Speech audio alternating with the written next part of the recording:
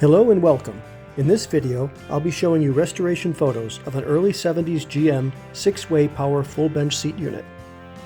While the unit had a lot of grime and surface rust, it was complete, with no broken cable ends and very solid.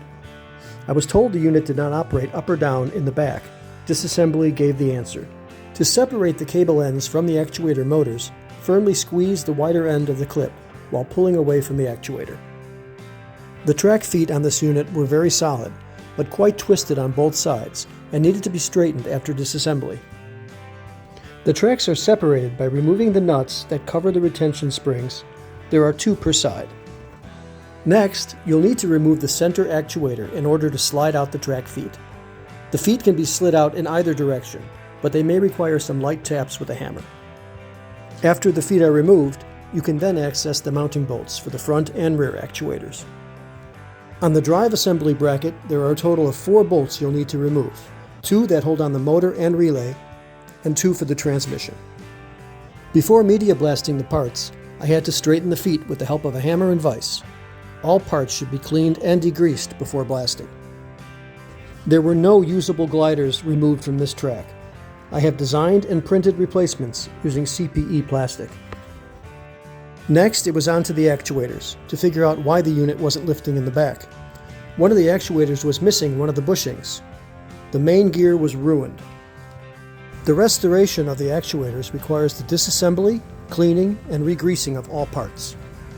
There's a detailed video dedicated to the rebuilding of these actuators. The link is in the description below.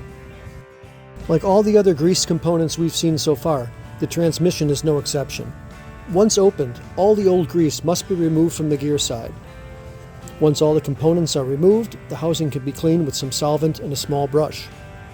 Please note that no grease should be used on the solenoid or the electrical portions of this transmission. Next, it's on to assembly. All media blasted components were polished with the wire wheel, then hand rubbed with grease. All the excess wiped off, and the parts were then all laid out for assembly.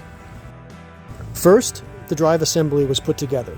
I do this to test the motor and transmission are both functioning properly, and then verify the switch, relay, and wire harness are okay to use.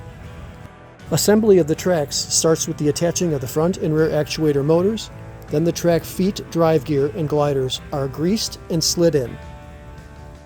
The center actuator is then installed, and the spring clips and retainer nuts attached. It is important to manually sync up each side to make sure that they are uniform before connecting the cables. The cable clips are slipped over the actuator ends and securely fastened. The entire unit is mocked up and tested in all directions. I have both full and split bench assemblies available for sale. Please follow the links in the description for availability, and coming soon are detailed videos of individual component restoration.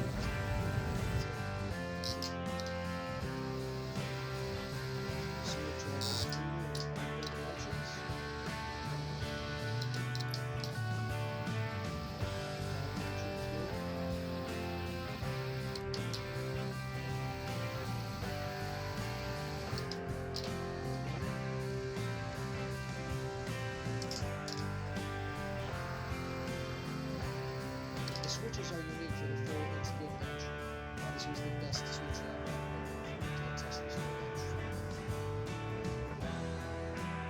Please like and subscribe for more restoration videos.